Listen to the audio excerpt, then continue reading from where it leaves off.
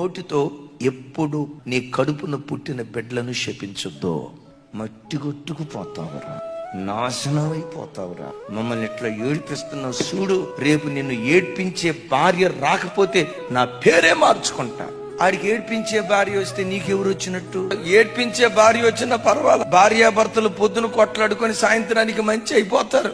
అమ్మా, ఒక్కసారి అత్తతో కోడలకి తంట స్టార్ట్ అయిందనుకోండి, ఆ గొడవ ప్రభు రాకడ వరకు నిలిచుంటదమ్మా.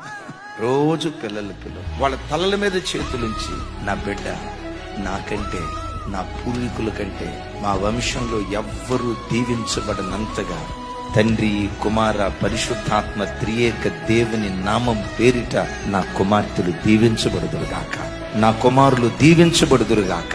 మీరు చేతులెత్తి ఆశీర్వదిస్తా ఉంటే దేవుని మహిమ కన్నులారా మన ఎదుట దేవుడు ప్రత్యక్షపరచడం ప్రారంభిస్తాడు.